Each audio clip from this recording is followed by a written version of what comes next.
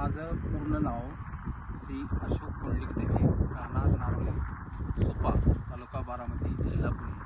मी सेवानिवृत्त शिक्षक असून एकूण 32 वर्ष सेवा बारामती तालुक्यामध्ये कृषी कॉलेज या ठिकाणी केल्यानंतर मी पूर्ण शेतीसाठी वाहून घेतलेलं आहे। या शेतीमध्ये ड्रीप टेक नावाची एक नामांकित कंपनी, त्या कंपनीने आम्हाला मार्गदर्शन करून त्यांची ड्रीप इरिगेशन आम्ही संबंधित क्षेत्रावरती राबवलेलं आहे। संबंधित शेतीमध्ये मी ज्या प्लॉटमध्ये उभा आहे त्या ठिकाणी सध्या कांद्याचं पीक मला दिसत असेल, तर हा कांदा करण्यापूर्वी या कांद्यामध्ये मी 3 महिन्याचं हळवीचं पीक पण काढलेलं होतं, लाल कांदा।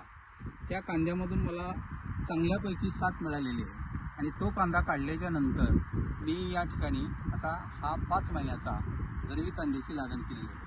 हे केवळ या ड्रीप टेक या कंपनीच्या मार्गदर्शनामुळं हे शक्य झालेलं आहे। या कंपनीकडून आम्हाला जे वारंवार मार्गदर्शन मिळालेलं होतं आणि त्या मार्गदर्शनाचा फायदा घेऊन आम्ही हा जो संबंधित प्लॉट आहे, या संबंधित प्लॉटमध्ये ही जी ड्रीप इरिगेशन योजना राबवलेली आहे, एक तर पहिला भाग अत्यंत कमी पाण्यामध्ये जास्त क्षेत्र तुम्ही ओलिताखाली आणू शकता।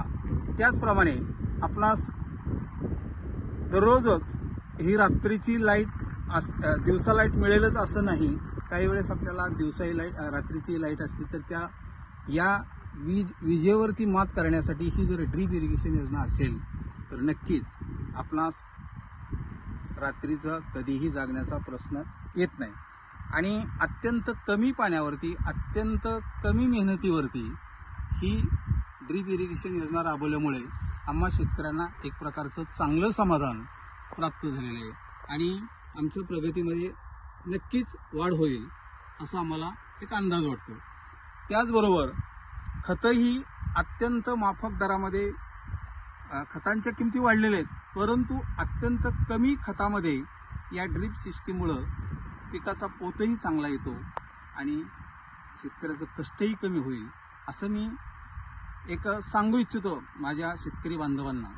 आणि प्रत्येक शेतकऱ्याने जरी पाणी आपणास किती जरी असेल तर अत्यंत कमी पाण्यामध्ये आपल्याला पिकं कशी घेता येईल याचं अनुकरण करावं। की ऊसासारखं पीक देखील माझ्याकडे आज 7 फुटी पट्टा आहे आणि संपूर्ण ड्रीप इरिगेशन आहे। समोर प्लॉट आहे, एक 9 महिन्याचा तो प्लॉट आहे आणि संपूर्ण त्याची लागण मी उन्हाळ्यामध्ये 1 एप्रिलला केलेली लागण, तो आज 25 कांड्यावरती ऊस उभा आहे। तो कारखान्याला आमचा सोमेश्वर सहकारी साखर कारखाना आम्हाला वेळोवेळी मार्गदर्शन देतो आणि त्याच्या मार्गदर्शनाखालीच आम्ही ती ऊसाची लागण केलेली आहे। आणि 7 फुटावरती 1 एप्रिलमध्ये आमच्या गावामध्ये पाणी पिण्यासाठी टँकरची व्यवस्था असताना देखील आम्ही ते धाडस केलं, केवळ या ड्रीपमुळं आम्हाला ते शक्य झालेलं आहे।